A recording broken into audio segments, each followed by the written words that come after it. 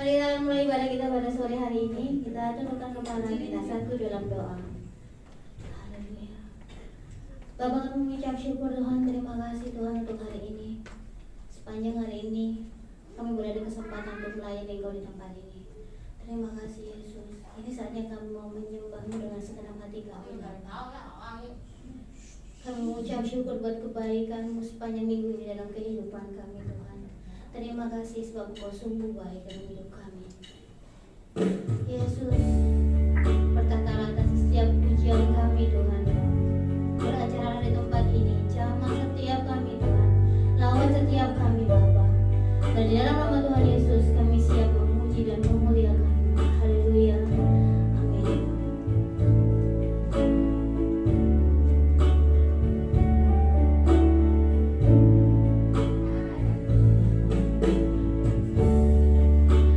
Betapa hatiku berterima kasih Yesus. Kau mengasihiku, Kau memilikiku. Hanya ini Tuhan persembahanku, segenap hidupku, jiwa dan ragaku.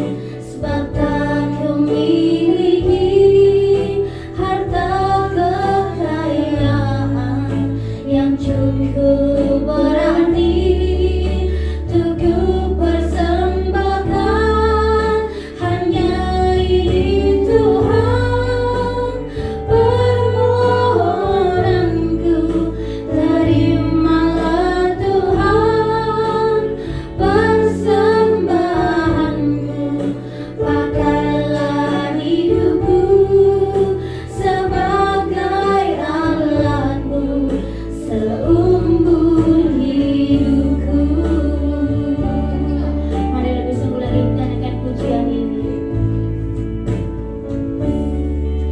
Betapa hatiku berterima kasih Yesus. Kau mengasihiku,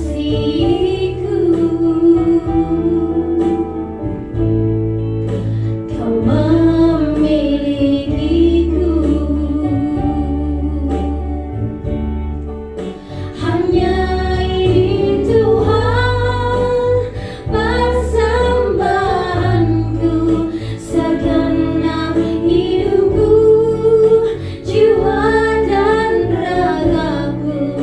Sebab tak kumiliki harta kekayaan yang cukup berarti untuk kupersembahkan. Hanya ini Tuhan permohonanku. Terimalah Tuhan persembahanku. Pakailah hidupku sebagai alatmu seumur hidupku. Hanya ini Tuhan persembahanku, segenap hidupku, jiwa dan ragaku. Sebab tak kumiliki harta kekayaan yang cukup berarti untuk kupersembahkan. Hanya ini Tuhan permohonanku. Terimalah Tuhan persembahanku. Pakailah hidupku sebagai alatmu seumur hidupku.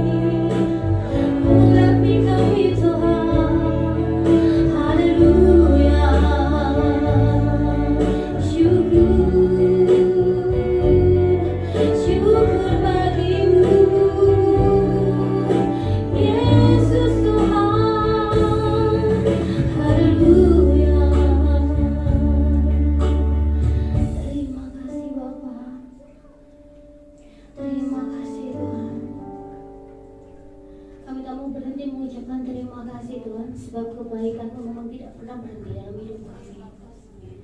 Yesus, terima kasih. Syukur hanya bagimu ya Bapa.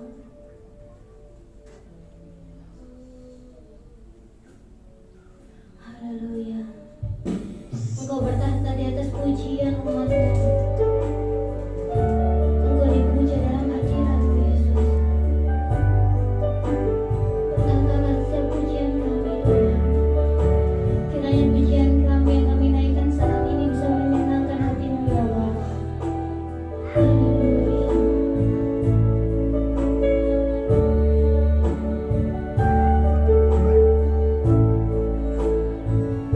Kau bertahta atas pujian umat-Mu. Kau dipuja dalam hadirat-Mu. Kami masuk dalam tempat kudus-Mu. Tinggikan nama-Mu. Kau bertahta atas pujian umat-Mu. Kau dipuja dalam hadirat-Mu. Kami masuk dalam tempat kudus-Mu. Tinggikan nama-Mu. Ku tinggikan nama-Mu Yesus. Ku angkat tinggi panji-Mu. Ku bersujud dan menyembah-Mu. Raja segala raja. Ku tinggikan nama-Mu Yesus.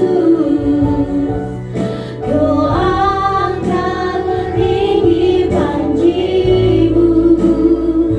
Ku bersujud dan menyembah-Mu.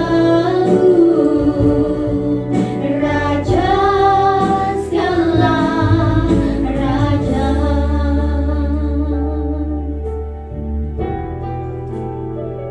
Kau bertahta atas pujian umat-Mu.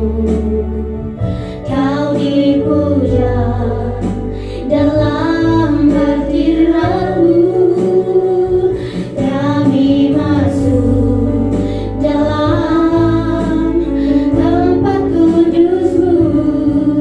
Tinggikan nama-Mu.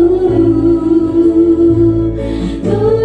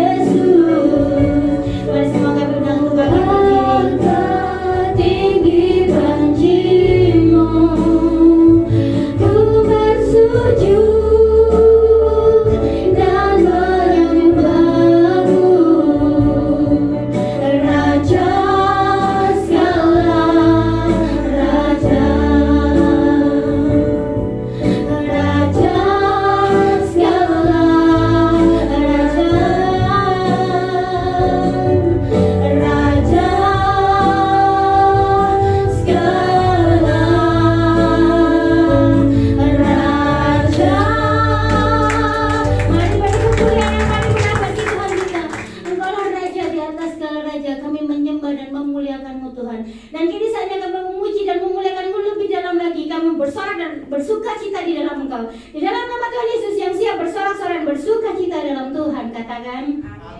Haleluya. Mari semua bekerja. Angkat tanganmu dan beri tepuk tangan yang paling mulia bagi Tuhan kita.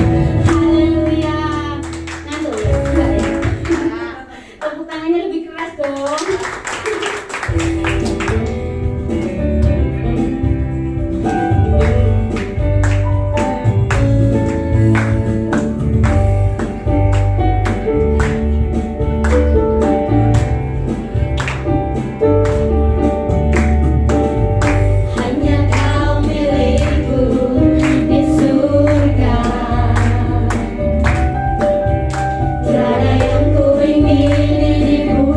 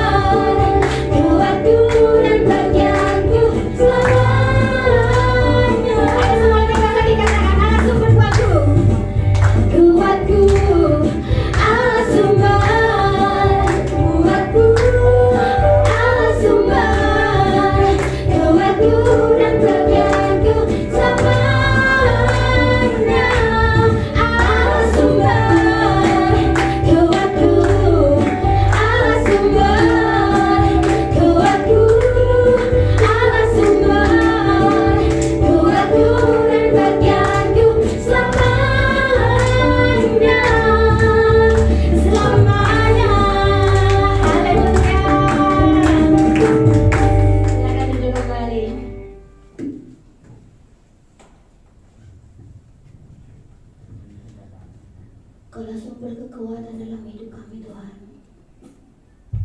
Siapakah kami ini tanpa-Mu Yesus? Kami kuat, kami bisa itu karena Engkau Tuhan. Terima kasih Bapa, terima kasih Tuhan. Penyertaan-Mu yang sempurna selalu mengikuti kami. Terima kasih Yesus. Haleluya. Bapa kau mendengar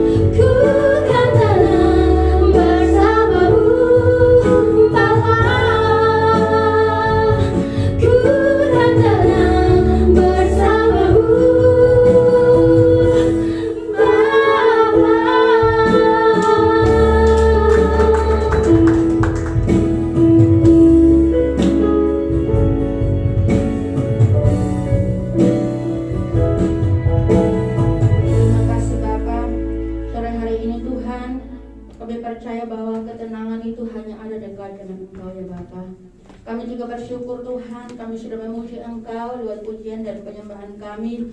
Kami berdoa Tuhan supaya ibadah kami pada sore hari ini Tuhan benar-benar kami boleh dilawat oleh Tuhan, dan kami mengerti setiap kehendak Tuhan dalam hidup kami, agar ketika kami percaya kepada Tuhan, ketika kami berjalan melewati perjalanan yang Tuhan beri bagi kami tetap melekat kepada Engkau ya Tuhan.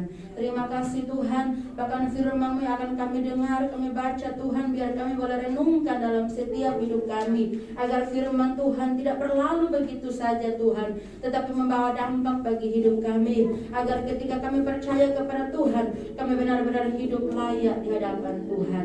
Di dalam nama Tuhan Yesus Kristus kami bersyukur dan kami berdoa Tuhan. Kita yang siap untuk mendengarkan firman Tuhan sama-sama katakan amin. Salam. Iya. Puji Tuhan ya, sore hari ini sangat luar biasa. Kita bernostalgia karena hanya kita saja pelayan-pelayan Tuhan. Jadi enak ngomongnya ya. Karena kalau ada jemaat-jemaat Tuhan, kita kan gak mungkin buka kartu-kartu kita di depan mata mereka ya. Karena kita pelayan-pelayan Tuhan yang tahu, amin. Kita yang tahu bagaimana caranya melayani, bagaimana caranya mengasihi Tuhan. Apalagi kita yang sudah lama mengikuti Tuhan, percaya kepada Tuhan, hidup dalam pelayanan. Saya percaya setiap hari, tadi pujian katakan, setiap hari rahmat Tuhan selalu baru. Setiap hari, dari hari Senin sampai hari Minggu, dia punya cerita tersendiri. Hari ini tidak sama dengan hari besok, dan hari ini juga tidak sama dengan hari kemarin. Dan saya percaya ketika kita di dalam Tuhan Bapak Ibu, setiap kita itu Tuhan ajar kita secara berbeda. Makanya setiap kisah hidup seseorang itu berbeda. Karena apa? Tuhan punya cara tersendiri untuk mendidik kita, mengajar kita. Apalagi kita sebagai pelayan-pelayan Tuhan. Saya percaya Tuhan sudah begitu banyak bekerja, dan hari ini bahkan besok pun cara kerja Tuhan tetap sama. Jangan pernah bertanya kenapa Tuhan hidup saya kok begini-begini saja. Kenapa Tuhan saya melayani Tuhan tapi kok kelihatannya saya kok biasa-biasa saja. Jangan menyesali apa yang Tuhan buat. Karena apa? Yang Tuhan rancangkan itu yang terbaik Bapak Ibu. Terlebih sebagai pelayan-pelayan Tuhan dari pagi ya, setiap hari Minggu itu pelayan-pelayan Tuhan bekerja lebih keras daripada hari Senin ya.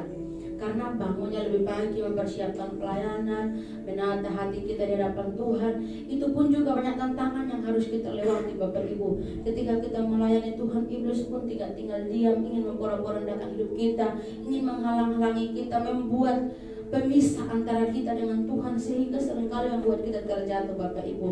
Tapi ketika kita ambil waktu, walaupun sejenak saja kita menyembah Tuhan, saya percaya hati kita bisa diingatkan kembali bahwa hidup ini hanyalah untuk Tuhan. Hidup ini adalah milik Tuhan.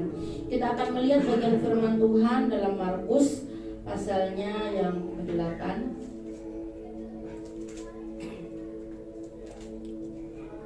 Markus pasalnya yang ke-8, ayatnya yang ke-22 Bapak Ibu. Saya baca sampai ayatnya yang ke-26.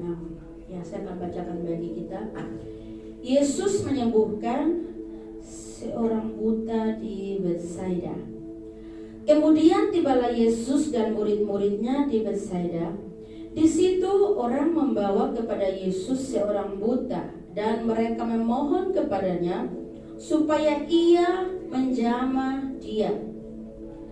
Yesus memegang tangan orang buta itu dan membawa dia keluar kampung. Lalu ia meludahi mata orang itu dan meletakkan tangannya atasnya dan bertanya, "Sudahkah kau lihat sesuatu?" Orang itu memandang ke depan lalu berkata, "Aku melihat orang, sebab melihat mereka berjalan-jalan, tetapi tampaknya seperti pohon-pohon."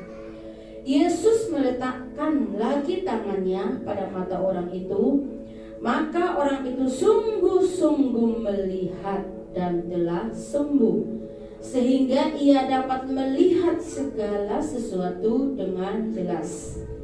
Sesudah itu Yesus menyuruh dia pulang ke rumahnya dan berkata, "Jangan masuk ke kampung." Nah, dari cerita ini, satu perikop ini ada beberapa hal yang menarik untuk kita pelajari sebagai pelayan Tuhan.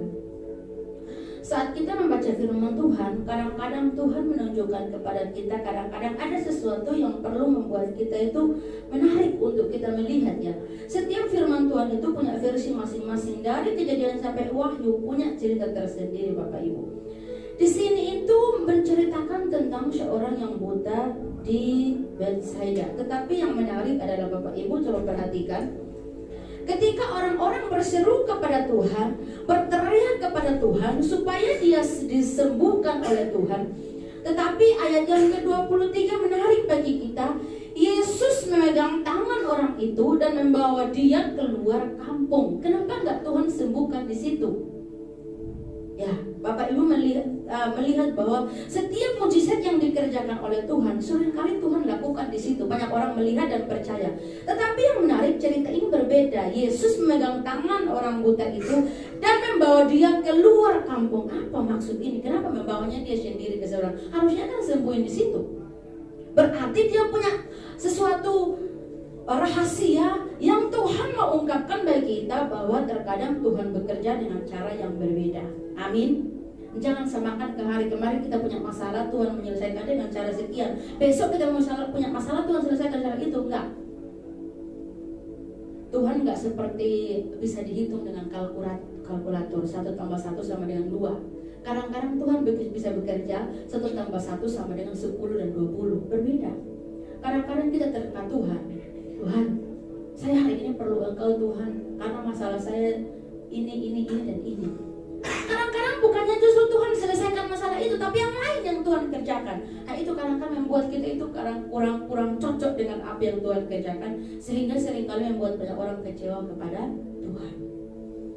Berarti kita harus bisa melihat dengan jelas Bapak Ibu. Di sini firman Tuhan katakan, ketika Tuhan membawa dia keluar dari tempat itu di kampung, lalu ia meludahi mata orang itu dan meletakkan tangannya atasnya dan bertanya, sudahkah kau lihat sesuatu? Artinya Tuhan ingin supaya orang itu punya hubungan pribadi dengan Tuhan tersendiri, nggak perlu ditontonkan. Kadang-kadang Tuhan itu bekerja saat kita sendiri tidak ada orang yang bisa melihat.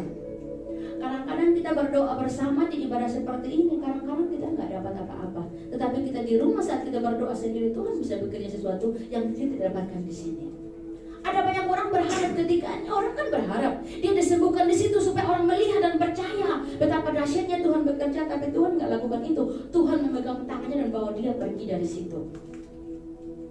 Bapak Ibu, yang membuat kita menarik, Tuhan seringkali ingin supaya kita punya hubungan yang khusus dengan Tuhan. Kadang-kadang lewat masalah. Berkat itu nggak harus datang dengan baik-baik saja. Bahkan justru kadang-kadang masalah itu, di balik masalah itu Tuhan memberi berkat. Bapak Ibu mau tahu, kalau kita semakin dekat dengan Tuhan, ada sesuatu yang tergores dalam hidup kita, kita nggak akan pernah respon. Karena apa? Kita tahu kita punya Tuhan. Kalau sampai kita tergores dan kita respon, berarti kita merasa kita nggak punya Tuhan. Kita menyanyi Kaulah kekuatanku, apa arti semuanya itu? Ketika kita punya masalah, kita rasa Tuhan itu jauh. Enggak. Dan Bapak Ibu tahu, berbicara tentang kebutaan di sini berarti yang dimaksudkan dengan buta di sini bukan hanya buta jasmani Bapak Ibu, tetapi buta rohani. Ngeri Bapak Ibu kalau kita buta rohani. Jangan menilai sesuatu dengan mata jasmani, karena Tuhan katakan yang tidak kelihatan itu yang Tuhan lihat. Saya tanamkan itu dalam hati saya. Kadang-kadang ketika kita melihat orang lain, kita merasa dia nggak bisa, dia nggak mampu, kita remehkan. Belum tentu di hadapan Tuhan, Tuhan lihat yang lain, kemampuan lain yang dia miliki. Makanya kita sebagai pelayan Tuhan, kita harus benar-benar isi hidup kita dengan firman Tuhan. Bapak Ibu mau tahu, yang bisa mengajar kita dengan benar hanya Tuhan. Amin. Yang bisa mengajar kita dengan baik, tepat dan jelas itu hanya Tuhan. Kita mau belajar dari siapa? Saya dulu masih muda Bapak Ibu, masih muda, masih di kampung halaman, diceritakan ada orang yang kalau lihat orang bisa tahu, lihat tangan bisa tahu. Oh, kita masih muda, masih umur 16, 17, senang sekali kalau lihat. Maaf kalau mau tahu pacarnya siapa pergi. Kita rombongan pergi, lebih dari 10 orang pergi. Ya kan senang kan kalau lihat tangan tahu, oh di sini, oh semangat pergi. Kami lakukan itu selama 1 tahun Bapak Ibu. Saya nggak sadar-sadar sampai saya sampai di Surabaya saya sadar. Saya doa pelepasan hampir 1 tahun nggak selesai. Saya takut. Bapak Ibu mau tahu, sampai kita ini disuruh, saya sendiri, saya katanya spesial. Ini spesial di mata manusia, ini bahaya ini. Saya bawa ayam. Ayam itu ayam perempuan, ayam betina, belum bertelur, masih muda, masih remaja kayak saya. Bapak Ibu mau tahu, ayam itu dikasih nama seperti saya. Kalau dia panggil nama saya, ayam itu sampai. Saya kaget. Saya tambah senang, berarti benar-benar luar biasa. Saya tambah pergi, setiap hari kita pergi. Kadang-kadang kita nggak sadar, kita diseret, kelihatannya sepele Bapak Ibu. Setelah saya tahu firman Tuhan, wah, lama-lama saya bisa gila kalau ikut orang itu. Akhirnya waktu saya di sini sudah lama, saya tahu ternyata orang itu menikahi teman saya sendiri. Untung waktu itu bukan saya. Ya, saya itu ngeri Bapak Ibu, makanya kadang-kadang kita itu nggak sadar. Kadang-kadang kita sudah di dalam Tuhan, kita bisa ditipu dengan hal-hal yang harusnya kita nggak percayai. Ngeri Bapak Ibu. Bahkan ketika saya belajar dari firman Tuhan ini Bapak Ibu, ternyata kebutaan itu sangat-sangat ngeri, membuat kita tidak bisa melihat apa yang terjadi. Kadang-kadang Tuhan sudah bekerja, kita nggak melihat, karena mata kita buta secara rohani. Apa artinya mata kita itu melihat dengan jelas begini, bola mata saya dua terang-terang begini, tapi ternyata buta secara rohani. Sangat ngeri Bapak Ibu. Yang Tuhan mau sentuh ini dari orang ini. Kalau cuma mau buta biasa, Tuhan sudah sembuhkan dia di situ. Dan untuk bisa melihat dengan jelas Bapak Ibu dan benar, kadang-kadang jelas belum tentu benar. Tetapi kalau benar pasti jelas dan tepat. Butuh kacamata dari Tuhan. Kacamata dari Tuhan itu apa? Kacamata dari Tuhan itu firman Tuhan. Amin. Firman Tuhan yang bisa menjadi kacamata yang jelas. Kalau kita jalankan, kita pakai kaca spion. Kalau perempuan-perempuan sisir rambut pakai cermin, gak bosan-bosan kan lihat. Coba kalau puji perempuan, mukamu hari ini cantik. Saya percaya pasti dia lihat cermin 3 kali, gak balik-balik. Gak percaya kan kalau dia cantik. Itu perempuan. Makanya jangan heran kalau perempuan itu kadang-kadang kalau mau berangkat itu paling lama, sampai dia teriak-teriakin belum selesai. Saya juga pengalaman. Kadang-kadang suami saya sudah gas tinggi, saya masih di dalam belum selesai. Iya, kalau perempuan itu berbeda. Kalau laki-laki kan simple. Rambutnya sudah cantik, dikira belum cantik, sisir lagi. Saya pernah heran Bapak Ibu melihat orang di dalam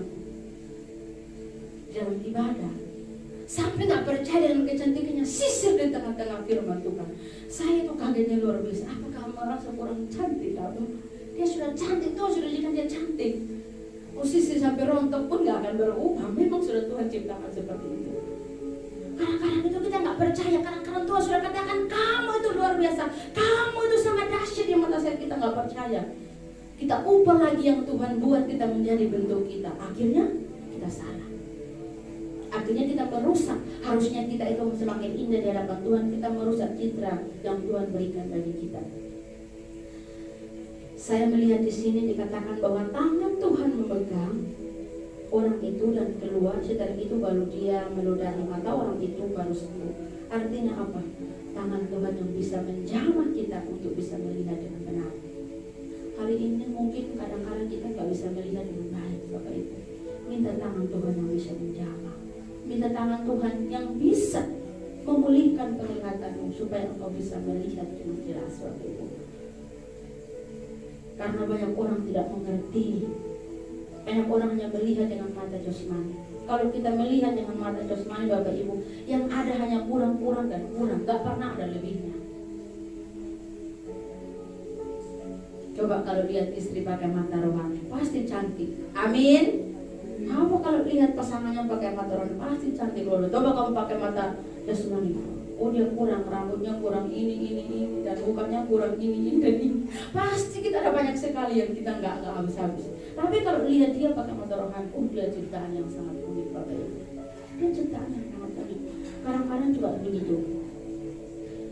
Seringkali kita pakai mata kita secara jasmani, kita menilai kekurangan, kita menilai kelebihan dan segala macam, sehingga seringkali membuat kita berdosa. Tuhan yang jadikan dia. Saya percaya segala sesuatu itu terlihat indah di mata Tuhan. Segala sesuatu dimulai dari cara kita melihat Bapak Ibu. Kalau kita salah melihat, berarti salah juga penilaian. Di Matius dikatakan mata adalah pelita tubuh. Tadi pagi saya persiapkan firman Tuhan ini, saya cari mata, saya temukan. Di Injil Lukas juga ada, di Injil Matius juga ada. Mata adalah pelita tubuh. Saya pernah dikasih tahu seseorang, katanya kalau saat engkau berbicara sama seseorang, kalau matanya ke sana ke sini, percaya dia sedang bohong. Tapi kalau matanya benar-benar diam, tidak kemana-mana, ya berarti benar. Mata adalah pelita tubuh. Coba kalau kita lihat, kadang-kadang kita bisa tahu, kita lihat orang, kita bisa tahu, oh dia sedang berbuat sesuatu yang kurang berkenan, sehingga dari gerak-gerik penglihatannya kelihatan. Kita bisa lihat kan. Lalu firman Tuhan katakan, jika matamu jahat, maka gelaplah seluruh tubuh. Dari mata melihat, dari mata turun ke hati. Ya, kan nggak mungkin kan dari hati naik ke mata. Oh, terbalik itu. Itu sudah dari dulu saya masih kecil sudah tahu itu dari mata turun ke hati. Nggak ada kan dari hati naik ke mata, kan nggak ada. Kadang-kadang kita ini keliru cara menilainya, dari hati naik ke mata. Padahal dari dulunya dikatakan dari mata turun ke hati. Tetapi kalau dalam firman Tuhan, ketika kita melihat dengan firman Tuhan, kita akan tahu jelas. Bahkan kita bisa melihat diri kita, oh saya kurangnya di sini, saya kelebihannya di sini, saya kurangnya ini yang perlu saya perbaiki. Kita kan bisa melihat kan. Saya lihat kalau tukang bekerja itu dia teliti Bapak Ibu, nggak boleh salah. Kalau salah kan bengkok semua tembok ini jaga. Bagaimana dia bisa bayangkan Tuhan bisa kasih keberkahan seperti itu, mata yang sangat jelas bisa melihat. Tuhan kan kasih kita karunia yang beda-beda. Saya punya kelebihan di lain, Bapak Ibu punya kelebihan di lain, kita punya kelebihan masing-masing. Tuhan sudah berikan itu kepada setiap kita Bapak Ibu. Makanya harus kita melihat dengan jelas bagaimana cara Tuhan bekerja dalam hidup kita. Ternyata kebutaan itu menjadi hal yang sangat serius, bisa membuat kita gagal untuk menggapai janji Tuhan. Kita nggak melihat janji Tuhan, kita nggak melihat kasih Tuhan, kita nggak melihat anugerah Tuhan, kita nggak melihat pengampunan Tuhan, kita nggak melihat bagaimana Tuhan berkorban menebus saya dengan sempurna. Masa sih sampai kita buta nggak bisa melihat itu semua? Sehingga kita hidup semau-maunya sendiri, hidup sekarap-karapnya sendiri, salah jalan. Akhirnya kita hancur, kita binasa Bapak Ibu. Semua itu terlihat dari mata. Banyak orang gagal Bapak Ibu. Saya melihat contoh Simpson. Simpson jatuh itu karena perempuan yang bernama Delila. Alkitab mencatat sampai Simpson itu menjadi buta waktu dia diikat di tiang. Karena apa? Karena salah melihat. Dia terpikat dengan kecantikannya Delila. Matanya salah melihat. Dia pikir dialah pilihan Tuhan. Akhirnya dia hancur. Padahal dia adalah orang yang diurapi oleh Tuhan, orang yang dipakai oleh Tuhan. Bahkan kadang-kadang orang yang sudah sering mendengar firman Tuhan atau belajar firman Tuhan pun bisa salah Bapak Ibu. Apalagi yang gak pernah belajar firman Tuhan. Saya lihat di dalam Wahyu itu dikatakan, kamu itu telanjang, kamu itu buta. Coba kita lihat Wahyu pasal 13 ayat 16 sampai 17. Firman Tuhan kepada jemaat terakhir di sana dikatakan bahwa kamu itu sampai kedapatan telanjang dan buta. Wahyu pasal 3 ayat 16 dan 17. Ya, ayat 16 ya dan 17 saya akan bacakan bagi kita. Jadi karena engkau suam-suam kuku dan tidak dingin atau panas, aku akan memuntahkan engkau dari perutku. Ayat 17. Karena engkau berkata, aku kaya dan aku telah memperkaya diriku, dan aku tidak kekurangan apa-apa. Dan karena engkau tidak tahu bahwa engkau melarat dan malang, miskin, buta dan telanjang. Ngeri Bapak Ibu. Waktu saya baca ini, Tuhan ngomongnya keras. Telanjang artinya apa? Enggak ada kebenaran dalam dirimu. Tuhan bisa melihat sampai ke tulang-tulang. Amin. Tuhan jauh melihat kita, siapa kita. Di dalam Tuhan kita nggak bisa bersembunyi siapa kita. Bahkan Tuhan katakan engkau melarat, malang, miskin dan buta. Bukan buta secara jasmani, tapi buta secara rohani. Kadang-kadang sudah melihat, pura-pura nggak melihat.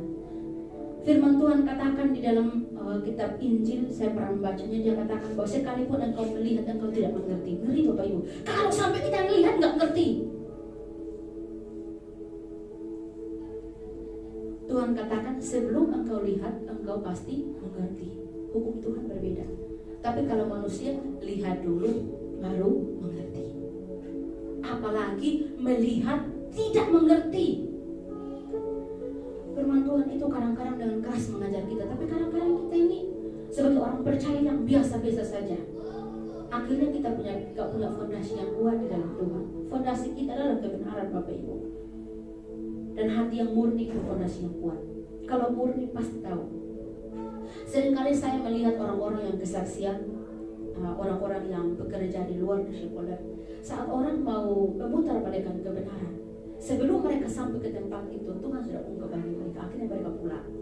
Ataupun sampai di sana, nggak sampai kejadian mereka pulang. Siapa yang melakukan itu? Tuhan yang melakukan.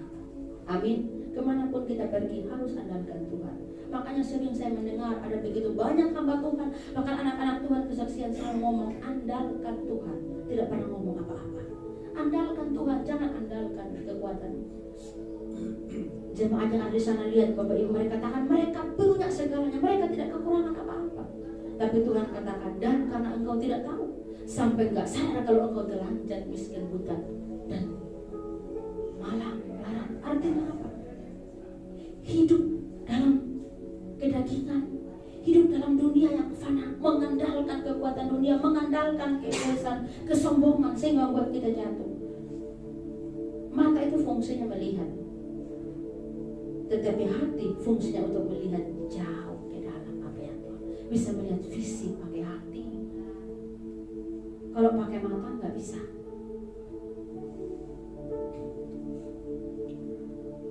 Di dalam kegelapan kita butuh terangnya daripada Tuhan. Tuhan bisa terangi kebutaan kita.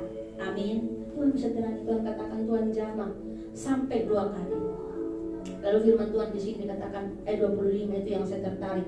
Dia katakan Yesus meletakkan lagi tangannya pada mata orang itu. Benar-benar orang yang buta secara rohani. Sampai Tuhan meletakkan tangannya 2 kali. Berarti bukan buta secara jasmani Bapak Ibu. Maka orang itu sungguh-sungguh melihat dan telah sembuh. Berarti benar-benar Tuhan buka semua itu di depan matanya. Buka kebenaran firman Tuhan. Kenapa Tuhan ngomong seperti itu? Karena pada zaman Tuhan mengajar tentang Injil, Tuhan seringkali bertemu dengan orang-orang Farisi yang kelihatannya mereka pintar Bapak Ibu, tapi cuma bayangan saja. Mereka nggak ngerti apa-apa. Ahli-ahli Taurat mereka kelihatan pintar kan? Bajunya yang terusan sampai ke bawah, itu canggutnya sampai di sini. Kalau Bapak Ibu belajar sejarah, kelihatan orang profesional, padahal ternyata kosong. Ngeri Bapak Ibu, sampai kita kelihatan baik-baik saja, tapi di dalamnya kita sedang rusak di hadapan Tuhan. Firman Tuhan katakan sungguh-sungguh melihat. Lalu dilanjutkan katakan sehingga ia dapat melihat segala sesuatu dengan jelas. Harus melihat dengan jelas. Amin. Jangan lihat setengah-setengah, engkau pasti salah. Saya minggu kemarin katakan apa? Jangan mau tahu segala sesuatu dari sepotong, harus tahu seluruhnya. Jangan seperti sinetron itu, hari ini tayang besok berlanjut, nggak habis-habis, ya, nggak habis-habis, dibuat adegan sendiri. Kadang-kadang kita seperti itu, kita kadang-kadang main sinetron sama Tuhan. Padahal Tuhan tahu kita ini salah. Bahkan biasanya kalau kita ditegur, kita biasanya nggak mau. Sama itu tadi, kami tidak kurang apa-apa kok Tuhan, kami kaya dalam segala sesuatu. Tapi Tuhan katakan, kamu tidak tahu, memang kamu tidak tahu bahwa kamu tuh melawan miskin, buta dan telanjang. Kamu tidak tahu, tapi dia bilang Tuhan tahu. Engkau sedang jatuh, engkau sedang jauh. Harus punya kepekaan untuk bisa melihat. Lalu yang kedua Bapak Ibu, tadi saya katakan di dalam kegelapan kita butuh terang. Jangan sampai kita diutakan oleh dunia ini sehingga kita buta secara rohani di hadapan Tuhan, dalam kegelapan waktu Tuhan. Maka tadi saya katakan mata adalah pelita tubuh. Bagaimana matanya yang benar? Baca firman Tuhan. Amin. Baca firman Tuhan, pasti matanya terang. Kaget kan kalau kita baca firman Tuhan? Oh, janganlah kamu seperti ini, engkau harus hidup seperti ini. Kita kaget, oh ya Tuhan. Lalu yang kedua, untuk memahami segala sesuatu dengan jelas butuh proses. Amin. Butuh proses. Orang ini dibawa pergi dari situ, dibawa ke kampung sebelah untuk disembuhkan. Sampai tangan Tuhan menjamah dia 2 kali. Firman Tuhan katakan supaya dia bisa melihat dengan jelas. Untuk bisa melihat dengan jelas harus dilatih. Amin. Harus dilatih. Kalau nggak pernah dilatih bagaimana? Bagaimana kita harus bisa menilai dengan jelas kalau kita nggak pernah dilatih? Masalah itu juga kadang-kadang membuat kita terlatih supaya kita tahu siapa kita di hadapan Tuhan. Kalau kita baik-baik saja kita akan, oh aku hebat, aku mampu, aku sanggup. Tanpa Tuhan aku pun bisa. Tuhan bisa menjelikan kebutaan itu di hadapan Tuhan. Hanya dengan tangan Tuhan bisa sanggup untuk membuat kita mengerti, membuat kita memahami bahwa betapa dahsyatnya Tuhan itu bagi kita. Jangan sampai kita sama seperti orang-orang yang diciptakan firman Tuhan. Bapak Ibu melihat Imam Eli adalah imam yang terkenal, tetapi dia buta secara rohani di hadapan Tuhan. Dia menutup-nutupi kesalahan anak-anaknya hidup dalam dosa. Dia nggak bisa melihat dengan jelas, dia buta. Saking sayangnya sama anak, dia buta kalau anak-anaknya sedang salah. Dia nggak bisa menegur mereka. Firman Tuhan mencatat di akhir daripada hidupnya Imam Eli ternyata matanya bular di hadapan Tuhan. Saya percaya itu karena buta secara rohani. Biarkan dengan firman Tuhan ini kita bisa diajar, kita dididik. Hari-hari ini Bapak Ibu kita hidup di dunia yang jahat. Kita hidup di dunia yang penuh dengan kepalsuan. Kita hidup di dunia yang seringkali banyak bertopeng. Dengan apa kan kita bisa menilai itu semua? Hanya dengan firman Tuhan. Mendekatlah kepada